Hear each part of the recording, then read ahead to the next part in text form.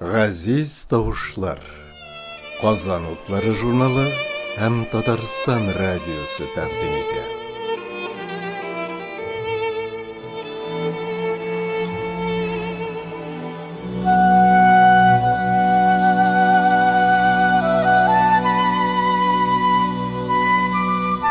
Исемнәре мәңге халык күңелендә. Милләтебезнең büyük şahısları, istelikler, хатирәләр, уйланулар. Мәшһүр драматург Кәрим Тинчурин хатыны Заһидә Тинчуринның татар халкының бөек композиторы Салих Сәйдәшев турында истәлекләре. Узган гасырның 20нче елларында Заһидә ханым татар театрында артистка булып эшли. Композитор Салих Сәйдәшев аларның гаиләсендә яшь кунак була.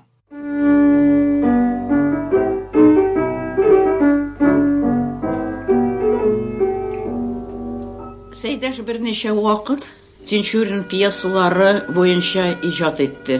Аларның әлбәттә үзара сөйләшүләре, киңәш итүләре булмый калмаган инде.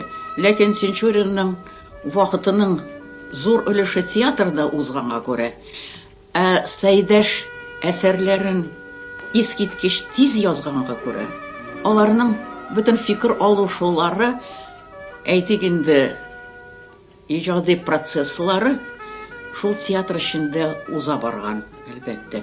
Беренче музыкаль пьеса Сәйдәш тарафыннан язылган Зәңгәр шәл. Шул чакта Сәйдәш безгә кергәләгәне дә булды. Башта алар бик ныгытып, заклап кына пьесаның эчтәлеген тикшерделәр. Айрым-айрым урыннарына да тукталдылар. Кешеләренә, Тинчурин хатта мизансценалар турында да телгә алды. Һәм шушы бөтен әйтелгән әйберләр турында менә музыканың характеры турында да сүз бар дайналарның. Ара-тирә автор үзенчә көйләп тә калган булгалады. Сәйдәш аны төзәтмәде дә, көлмәде дә. Тинчурин менә шулайрак булса иде дип куя торган иде. Әйтик, менә Зәңгәр шәлдәге урман пәрдәсендә, качкынлар хорында, беренче пәрдәдә Булатның җыры, башка пьесаларда, Сүнгән йолдыздагы кайбер кисәкләрдә шулай үзе килә күрсәтеп, шулайрак булса иде дип куя торган иде.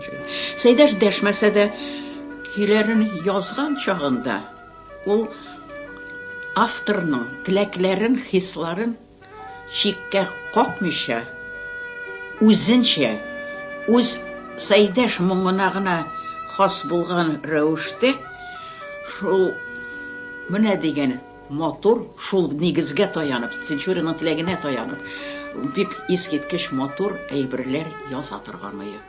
Тинчуринның музыкаль пьесаларыннан 5нчесе, Сәйдәш музыка язган пьесалардан 5нчесе Кандыр буе була. Колхоз турында музыкаль пьеса язарга дигән фикер туды. Шулай булар икәүләп велосипедларга утырып, Татарстанның авылларын, колхозларын әйләнеп кайтырга булдылар. Анда алар колхозчылар белән танышып, аларның тормышларын, аларның теләкләрен, аларның эшләгән эшләре белән танышып, һәм бөтен колхозның зур өметләре, зур киләчәк планлары белән танышып, шуларны барысында өйрәнеп, үзләштереп, Кандыр буе дигән пьеса була. Пьесаны кабул итәләр. Соңдан репетицияларга да керешә башлыйлар. Ләкин музыка юк әле. Репетицияларның соңгы көннәре җитә, музыка юк. Шуна башлыйлар. Була ди, Сәйдәш. Языла инде, бетә ди. Музыкаль премьера булачак дигән игълан китә. Тинчурин катгый рәвештә Сәйдәштән сорый, бармы, юкмы бу музыка дип. Кәрим абый язылып бетте, мин аны күчерүчегә, ноталар күчерә торган кешегә биргән идем ди. Нишләп озак китермәде? Китермәде теге кеше. Булар икәүләп киттеләр аның өенә.